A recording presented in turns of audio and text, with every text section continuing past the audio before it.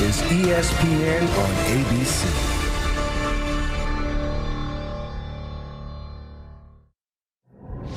You're watching Capital One Bowl Mania.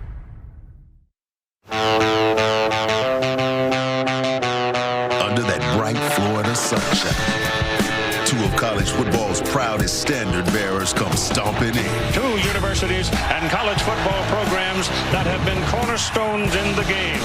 Texas and the Michigan Wolverines. Blue blood royalty, steeped in pageantry, history, and the kind of tradition you can feel rumbling in your chest. We've got to win this game, and there is no game more important than the one you're going to play today.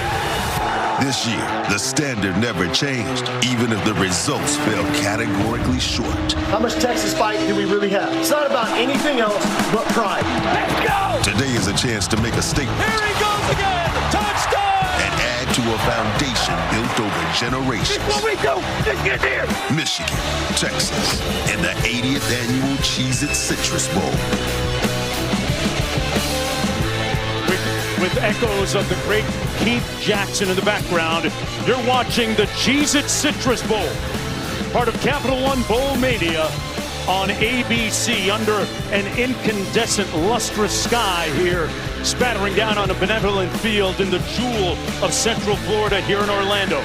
Two of the most storied programs in all of college football, two of the most winning programs in all of college football, Michigan and Texas. Hello, everybody. I'm Mark Jones alongside Roddy Jones, Alyssa Lang down in the field. From all of us to all of you, all the most of prosperity and health and restoration in 2026. Roddy, let's talk about bowl season. Hey, just several days ago, we saw Georgia Tech and BYU put on a show. You can tell teams that want to be there, right? You certainly can, and this one has all the makings of one that could be really, really exciting. Two of the biggest brands in the history of college football meeting for only the third time. We get the winged helmets of Michigan. You get the Longhorn on the side of the helmet of Texas. Two top 20 teams. It should be exciting. Let's talk about Michigan. 2 years removed from a national championship.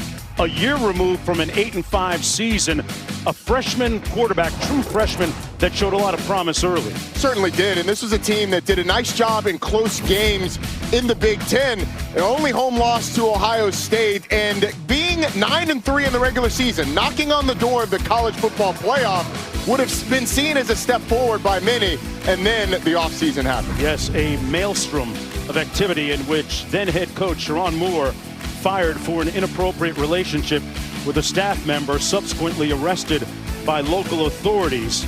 And in the wake of that, a group of young men and families forced to deal with the residual, Roddy. And that's the unfortunate thing about this situation is all of the people who are left to pick up the pieces, whether it's the players, the assistant coaches' families. But for Michigan, the one thing that you can feel good about going forward is that you landed with a tremendous head coach with a track record of winning, and Kyle Whittingham, who's going to be the next head coach at Michigan. Kyle Whittingham has a very impressive resume in his briefcase. Recently hired as the head coach on the day after Christmas by the University of Michigan.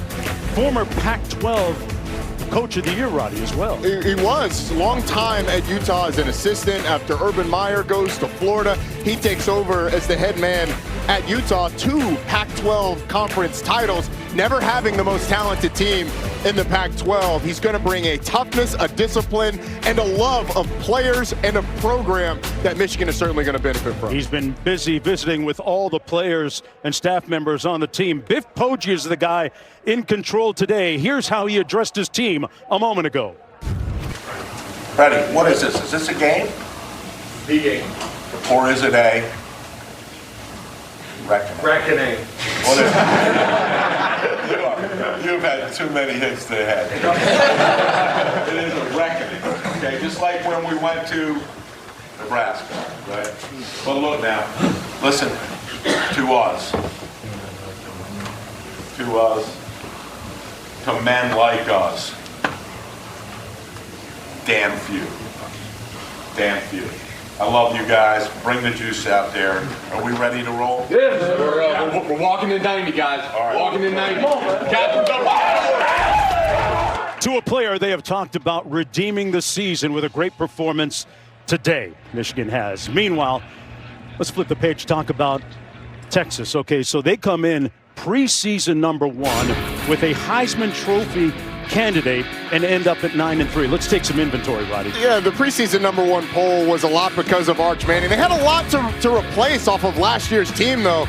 Season bottomed out on them a little bit after against Florida. And after that Florida loss, they go on a 4-game win streak with wins over Oklahoma and Vanderbilt that got them feeling a lot better. They end the season with the win over Texas A&M. So 9-3 with 2 wins over rivals would normally feel very good. For Texas, a team with back-to-back college football playoff semifinal appearances, feels a little empty, but Arch Manning's improvement over the course of the season has been a big reason that they were so much better the back half of the year. This is a clip against Florida. He's staring down a receiver, and there was a lot of talk early in the year about his fundamentals, his base, and the way he was throwing the football. He sails this one, and it ends up being intercepted.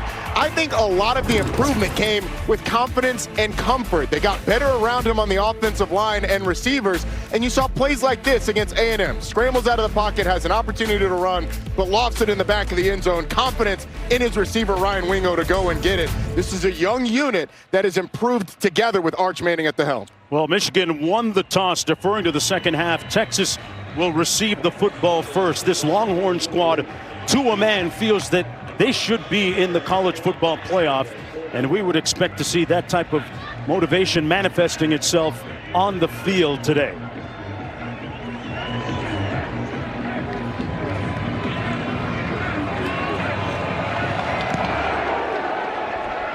Michael Terry and Ryan Niblett back deep. They watch it go over their heads collectively. It'll be 1st and 10.